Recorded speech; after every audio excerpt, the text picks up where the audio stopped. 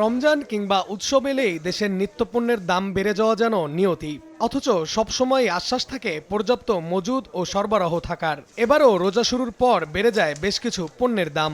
অবশেষে ৪ রমজানে এসে সকল পাইকারি পণ্যের দাম কমানোর ঘোষণা দিয়েছে কারওয়ান বাজারের ব্যবসায়ীরা।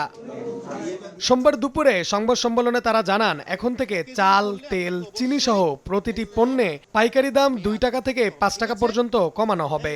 940 টাকা মূল্যে রূপচাঁদা তেল পেয়ে যাবেন ইনশাল্লাহ। আমরা 945 বিক্রি করতাম, 955 এমআরপি গায়েতে।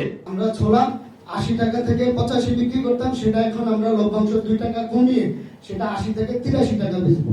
সংবাদ সম্মেলনে ব্যবসায়ীদের আমন্ত্রণে উপস্থিত ছিলেন ঢাকা 12 আসনের এমপি সাইফুল আলম মিলন। কারওয়ান বাজারে পণ্যের দাম কমাতে চাঁদাবাজি বন্ধে জোর দেন তিনি। এজন্য স্বরাষ্ট্রমন্ত্রীর সহায়তা কামনা করেন।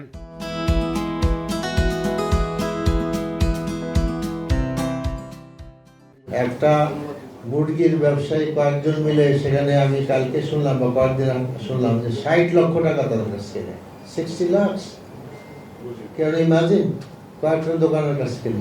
কারণ বাজারে যদি এই চাঁদাবাজি বন্ধ করতে হয় তাহলে সরকারের সহযোগিতা, বিশেষ করে স্বরাষ্ট্র মন্ত্রণালয়ের সহযোগিতা অত্যন্ত জরুরি। এদিকে ব্যবসায়ীদের পণ্যের দাম কমানোর ঘোষণার মধ্যে বিভিন্ন দোকানে অভিযান চালায় র্যাবের ভ্রাম্যমাণ আদালত। মূল্য তালিকায় অসামঞ্জস্য থাকায় 9টি মামলায় জরিমানা করা হয়। মূল্য তালিকা বা মেয়াদ ঠিকমতো প্যাকেজিং এ উল্লেখ না করা, এ ধরনের অপরাধে 9টি মামলায় মোট 26,000 টাকা অর্থদণ্ড করেছি এবং অর্থদণ্ড আদায় করা হয়েছে। রমজান মাস জুড়ে এই অভিযান পরিচালনা হবে।